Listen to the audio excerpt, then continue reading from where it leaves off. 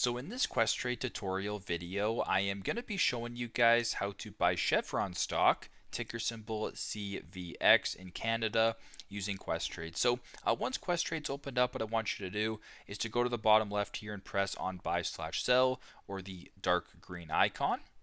At the top, as I mentioned before, type in ORCL as in Oracle Corporation at the top here. This is the one that you're looking for. Once that is done, press on buy in the bottom left, then either select share quantity for a quantity type of order of shares or the dollar amount.